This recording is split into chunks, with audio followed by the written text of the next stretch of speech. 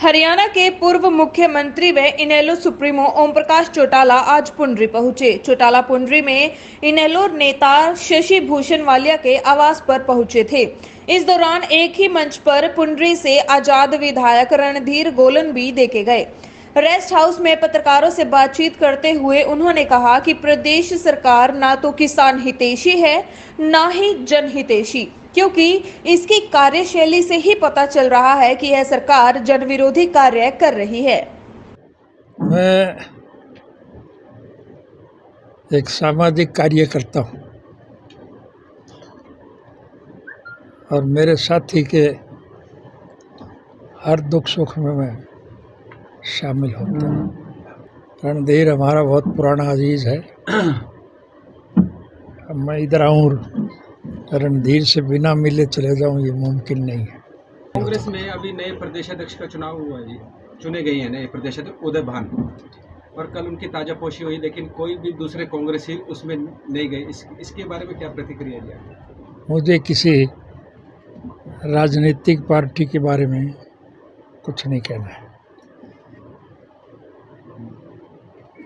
मेरे पूज्य पिताजी ने सारी उम्र इस बात के लिए संघर्ष किया था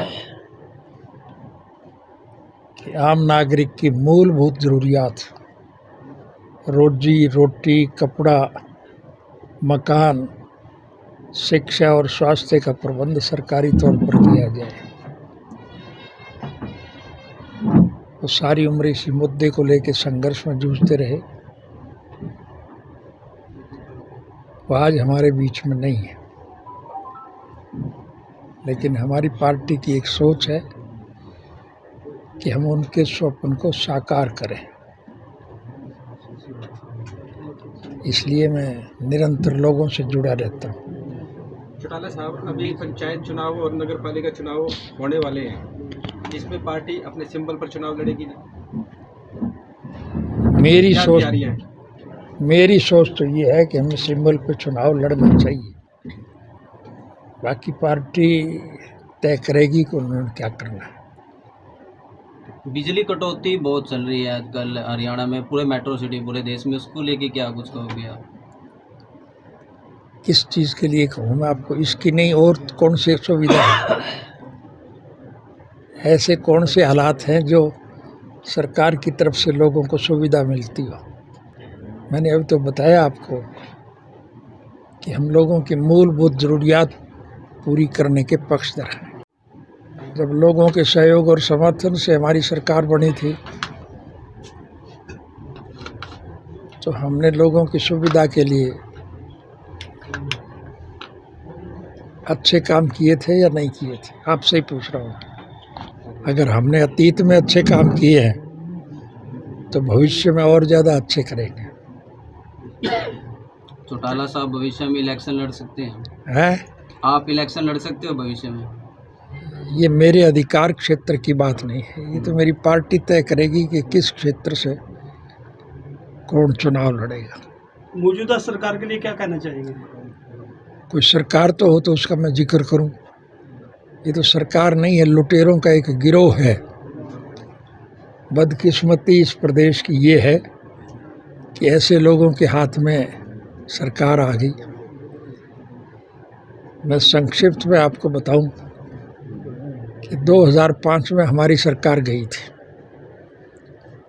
और जब हमारी सरकार गई थी तो सरकार के खजाने में हमने 200 करोड़ से भी 2000 करोड़ से ज़्यादा रुपया छोड़े थे। और आज हरियाणा प्रदेश की सरकार के सर पर 2.5 लाख करोड़ से ज़्यादा का कर्जा है। जो बच्चा पैदा होगा उसके सर के ऊपर हज़ारों करोड़ का कर्जा होगा। आपसे मैं एक बात कहना चाहूँगा, आप उनसे पूछना, लोग भी पूछेंगे जब वो चुनाव में आएंगे, कि ये कर्जा किस बात का है। विकास के नाम पर कहीं एक ईंट नहीं लगी।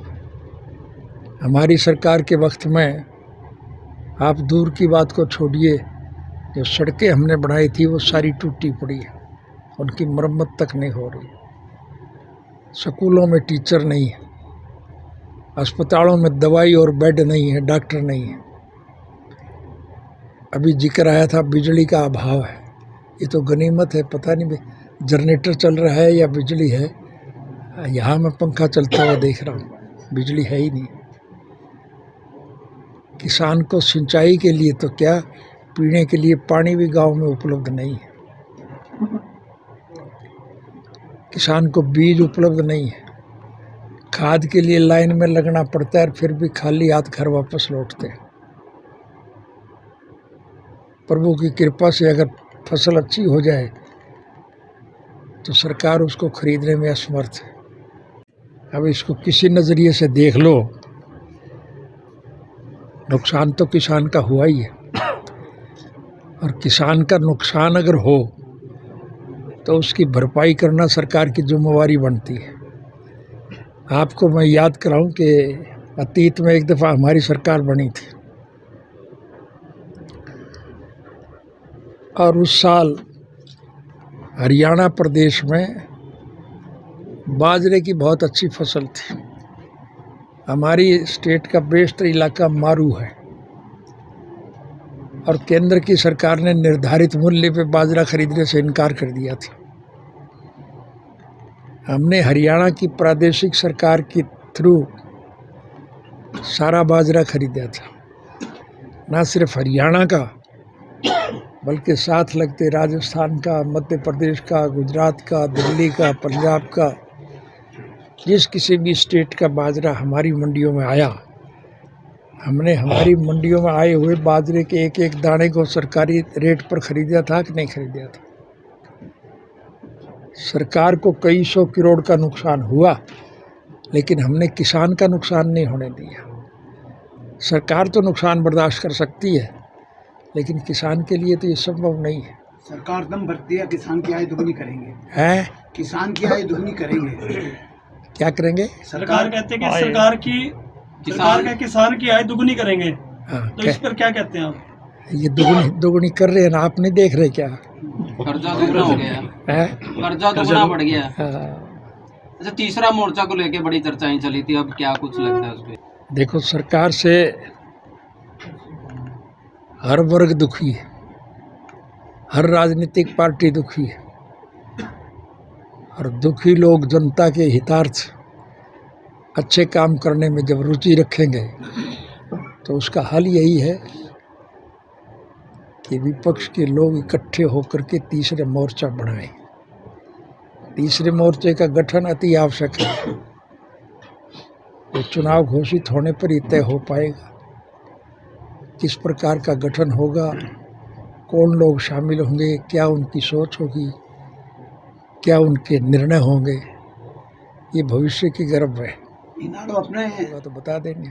किसान बार बार मांग कर रहे हैं अभी गेहूं की पैदावार कम हुई है, बोनस दिया जाए, मुआवजा दिया जाए। वो तो क्या मिलेगा? तूड़ी पे धारा 144 लगा दिया, तूड़ी पर धारा 140 लगा दी। सरकार हो तो उसका कोई जिक्र करे। ये तो लुटेरों का एक गिरोह है। ये तो इस प्रकार के टैक्स लगाते हैं जिससे योजनाबद्ध तरीके से हम सबका पैसा मुट्ठी भर, जो बड़े उद्योगी घराने, बिरला, टाटा, डालमिया, आपके अंबानी, अडानी टाइप के जो लोग हैं उनके पास जाता है और उसमें से ये ले रहे हैं। केजरीवाल का क्या अस्तित्व रह सकता है हरियाणा के अंदर? किसी एक व्यक्ति विशेष का या किसी दल विशेष की बात करोगे तो ये मुनासिब नहीं होगा। पार्टी की सारी डिटेल में बता आम दी। आदमी पार्टी की। क्योंकि आम आदमी पार्टी सिर्फ केजरीवाल के नाम पे ही चुनाव लड़ती है, देखा होगा आपने। हरियाणा पंजाब में भी, हरियाणा प्रदेश में तो आम पार्टी का कोई चर्चा नहीं है। भविष्य में क्या होगा ये मैं नहीं कह सकता। पूरा अखबार भरिया पड़िया से महंगाई, अपराध, लूटपाट, बड़ी लड़ाई लड़कया सरकार बनाई थी। हरिया भी उसी लेकड़ी जिसी पाथली। ठीक कैसे भाई, इन ने भी दे रखी सब ताई छूट, चाहे कोई कितनी मचाओ लूट, पर आपा करा भी के विपक्ष से ना बोलता दिखता। एक का मानस से मैं माड़ा बलराज कुंडू जो इनके खिलाफ आवाज ठाण लाग रहा से। अरे पर वो तो एक क्लास है। ना ना ना ना, ई बेकला कौन है? ई बलराज कुंडू ने मारी लड़ाई लड़न खातिर एक मंच बनाया से, जन सेवक मंच। या तो बहुत बढ़िया बात है। ई बलराज भाई ने एकला नहीं छोड़ांगे, उसकी गैल लगांगे। बोले तू मेरे साथ में, और यो ले जन सेवक मंच का झंडा हाथ में। जन सेवक मंच से जुड़िए। ये मंच ही नहीं, हथियार है व्यवस्था परिवर्तन